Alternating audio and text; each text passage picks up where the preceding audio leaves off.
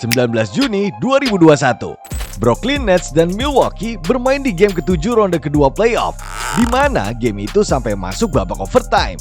Ini adalah pertama kalinya dalam 15 tahun sebuah pertandingan do or die harus membutuhkan overtime untuk menentukan siapa pemenangnya. Ini adalah momen yang sangat langka dan menegangkan. Tapi dari semua itu, tidak ada yang bisa menandingi seberapa dramatisnya alasan mereka bisa sampai overtime, yaitu karena ini. Ya, hanya karena jari kaki yang menginjak garis 3 point ini, realita dan sejarah NBA langsung berubah drastis seperti melawan takdir. Alih-alih melihat Giannis dan Bucks jadi juara, kita seharusnya bisa melihat hal yang sama dengan Kevin Durant, James Harden, dan Kyrie Irving. Dan nama mereka akan jadi semakin kuat sebagai salah satu legenda NBA terhebat. Tapi itu masih sedikit bagian dari banyaknya skenario gila jika jari kaki itu tidak menginjak garis 3 point. Timnas USA bisa kalah dan dipermalukan di Olimpiade. Tyrese Haliburton gak akan bermain di Indiana Pacers dan lolos NBA Finals 2025. Luka Doncic gak bakal di-trade, Giannis bakal ke New York Knicks dan Kyrie Irving ke Lakers. Dan masih banyak lagi. Semuanya akan gue bahas di video ini. Tapi agar semua skenario itu bisa tersampaikan dengan jelas dan terlihat masuk akal, kita perlu melihat kembali bagaimana akhirnya jari kaki itu bisa berada di momen seperti ini dan menjadi pusat perhatian seluruh dunia pada masanya. Jari kaki itu berasal dari tubuh Kevin Durant. Sebagai seorang pemain, KD punya satu kebiasaan yang unik dan berbeda dengan pemain-pemain lainnya, yaitu dia sangat suka memakai sepatu basket yang lebih besar dari ukuran asli kakinya. Alasannya, dia bisa merasa lebih nyaman dan bermain lebih efisien kalau pakai sepatu yang kebesaran. Kata KD, itu rasanya seperti sandal yang bisa dilepas pasang berkali-kali di rumah. Kalau menurut gue, memakai sepatu yang longgar di lapangan rasanya sedikit aneh dan kurang nyaman. Mereka bisa lepas kapan saja di lapangan dan bikin repot, apalagi kalau intensitasnya tinggi. Bahkan sepatu KD sendiri sudah berkali-kali lepas saat dia bertanding. Tapi gue bukan siapa-siapa buat ngasih opini ke KD. Lihat saja prestasinya di lapangan sembari bermain dengan sepatu yang kebesaran. Rookie of the Year, 4 kali scoring champion, dan termasuk sebagai pemain termuda yang bisa meraih gelar itu. MVP NBA tahun 2014, 2 kali juara NBA dan Finals MVP setelah bergabung dengan Warriors, 10 kali All-Star, dan 9 kali All-NBA. Memakai sepatu longgar sepertinya bukan masalah bagi KD di lapangan. Tapi sedikit yang dia tahu, ternyata itu bakal membuatnya menyesal karena kebiasaan itu nantinya mempertaruhkan legasinya di NBA. Seperti yang kita tahu, KD sering dilabel sebagai pengkhianat dan pengecut karena ingin menang dengan cara yang mudah. Setelah jadi juara bersama Warriors, tim ini sepertinya bisa menjadi rumah yang cocok untuk KD. Tapi ternyata yang terjadi justru sebaliknya. Dia lebih sering merasa sebagai orang luar karena dia memang berbeda dari bintang-bintang lain di tim itu, yang sejak awal dan di titik-titik terendah selalu bersama, sampai akhirnya bisa jadi dinasti yang kuat. KD akhirnya pindah ke Brooklyn Nets untuk mencari suasana baru.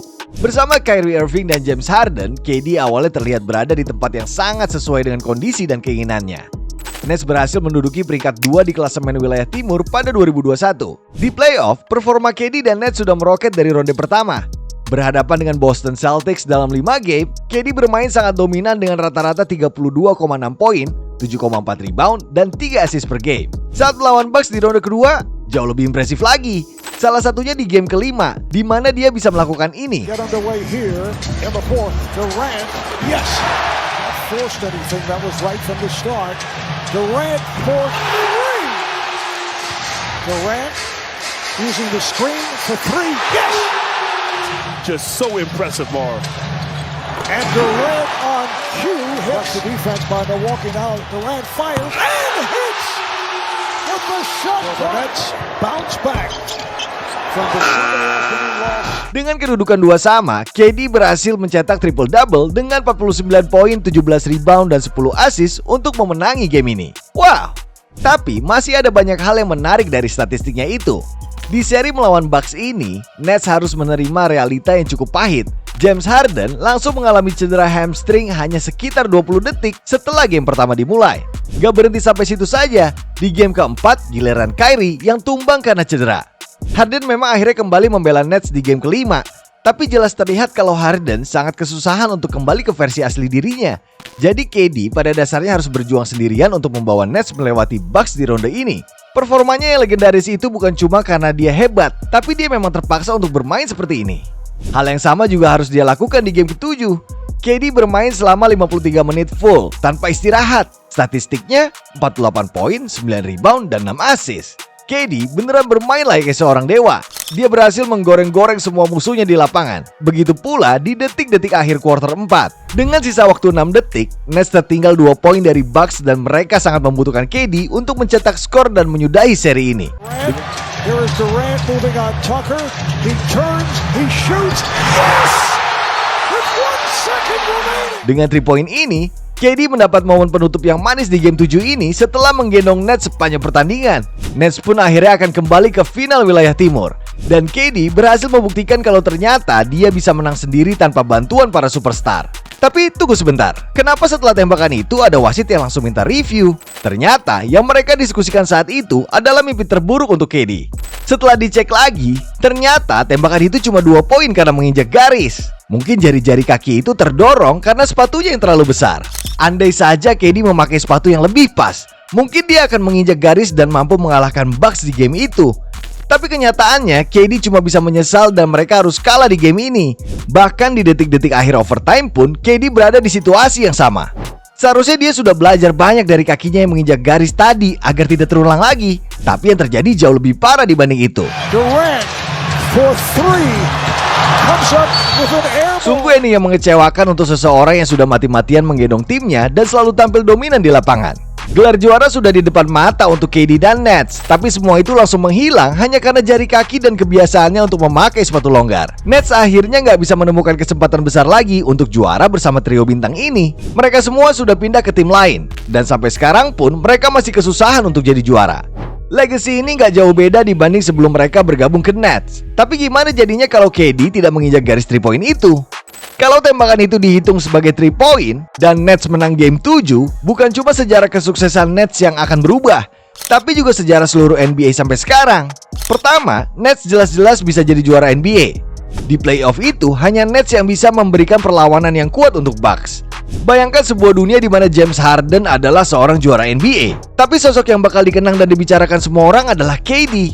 Dia bisa saja jadi pemain ke-6 dalam sejarah yang berhasil meraih 3 Finals MVP, dan tembakan 3 poinnya dalam tanda kutip melawan Bucks itu akan jadi salah satu tembakan terbesar dan terkenal sepanjang masa. Tapi skenario-skenario itu nggak ada apa-apanya kalau dibandingkan sama yang satu ini.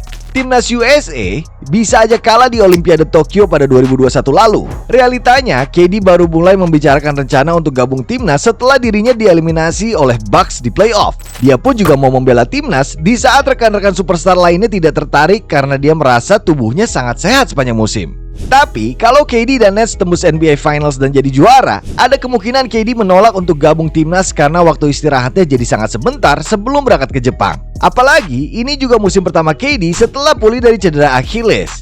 Di dunia nyata, KD berhasil jadi pahlawan untuk USA di Olimpiade Tokyo. Dia memimpin USA dalam rataan poin dan menduduki peringkat 2 untuk rataan rebound dan assist. KD pun berhasil mencetak 29 poin di game perebutan medali emas dan dinobatkan sebagai MVP. Masalahnya, saat itu USA masih agak kewalahan menghadapi Prancis. Bahkan mereka juga sempat kalah di babak grup. Kalau nggak ada KD, mungkin kita akan melihat Prancis berebut medali emas pertama mereka dalam cabang basket. Dan Rudy Gobert yang dicaci maki karena sering dimasukkan ke bangku cadangan di Olimpiade Paris 2024 justru bisa dianggap sebagai pahlawan Olimpiade Tokyo kalau tidak ada KD di skuad USA. Tapi jari kaki KD yang menginjak garis 3 poin itu nggak cuma mengubah siapa yang menang dan siapa yang kalah. Dengan Hardennya sudah jadi juara, capaiannya sudah lengkap di NBA, dan dia kemungkinan besar akan tetap di Brooklyn dan nggak mau minta di trade ke tim lain. Tapi di sisi lain, Sixers masih mengalami permasalahan yang sama dengan Ben Simmons, sehingga mereka tetap membutuhkan seorang pemain hebat yang bisa di-trade dengan Simmons. Kalau bukan Harden, opsi terbaiknya adalah Tyrese Haliburton. Karena di dunia nyata, Haliburton memang sempat dibicarakan untuk di-trade dengan Simmons. Dan dengan begitu juga, Sixers punya kemungkinan besar untuk lolos ke final wilayah timur 2023 dengan Haliburton yang sangat hebat di momen-momen krusial. Dan Pacers gak bakal bisa mencapai NBA Finals 2025 karena mereka dari awal tidak punya Haliburton untuk menyelamatkan mereka di menit-menit terakhir tiap seri. Tapi bagaimana dengan Giannis? Apa yang akan dia lakukan kalau Bucks kalah melawan Nets di ronde kedua itu? Saat itu usia Giannis sudah 27 tahun dan dia masih belum pernah menyentuh NBA Finals. Meski Bucks sudah mempertaruhkan asetnya untuk mendapatkan Jrue Holiday, ternyata mereka tetap gak bisa memberikan hasil yang memuaskan. Mungkin salah satu superstar terbesar NBA di era modern ini sudah muak dan memutuskan untuk pindah tim. Di dunia nyata, ada satu tim yang sangat menarik di mata Giannis, yaitu New York Knicks. Apakah Giannis bisa di-trade ke Knicks? Bisa saja dengan mengorbankan Julius Randle, RJ Barrett, dan segudang draft pick yang realitanya menjadi aset untuk mendapatkan Karl Anthony Towns, OG Anunoby, dan Michael Bridges. Giannis dan Jalen Brunson dalam satu tim sungguh menarik kalau beneran terjadi. Tapi yang bakal terjadi dengan Kyrie Irving berikut ini juga gak kalah menarik. Seperti yang kita tahu pada pertengahan musim 2022-2023, Kyrie ingin keluar dari Nets dan akhirnya dia di-trade ke Mavericks. Tapi kalau Kyrie bisa jadi juara bersama Nets, dia mungkin bisa saja berlabuh ke Lakers. Saat itu, Nets dan Lakers memang sering diperbincangkan untuk men-trade Kyrie dan Westbrook. Tapi Lakers menolak skenario itu karena Nets juga meminta pemain-pemain muda Lakers seperti Austin Reeves dan Max Christie. Dengan Kyrie yang jadi juara 2 kali, nilai jualnya akan jauh lebih tinggi. Sehingga Lakers mungkin mau-mau saja untuk menerima tawaran Nets. Dan Kyrie akhirnya bisa reuni dengan LeBron James. Di sisi lain, ini juga berarti trio Westbrook, KD, Harden bersatu kembali setelah sekitar 10 tahun berpisah. Masih ada banyak skenario gila lagi seperti Damian Lillard yang di-trade ke Suns karena di Bucks sudah tidak ada Giannis. Minnesota Timberwolves bisa lolos ke NBA Finals 2024 karena tidak ada Kyrie Irving di Mavericks. Luka Doncic juga tidak akan pernah di-trade karena salah satu aset Lakers, Max Christie, sudah jadi bagian dari paket trade Kyrie tadi, sedangkan di dunia nyata Christie masuk dalam paket trade Doncic. Dan dengan begitu juga Chicago Bulls bisa mengisi posisi keberuntungan Mavs untuk mendapatkan Cooper Flag. Karena dengan Doncic yang masih di Mavs, rekor mereka tidak akan seburuk itu sampai membuat mereka harus masuk ke draft lottery. Semua ini bisa terjadi andaikan jari kaki KD tidak menyentuh garis 3 point di game ke-7. Itulah episode kali ini. Khusus bulan kemerdekaan, free design, free ongkir, diskon hingga 50%. Custom design jersey apapun cuma di Easy Sportswear. Brand aparel basket nomor 1 di Indonesia. Gas pantengin aja all shopnya.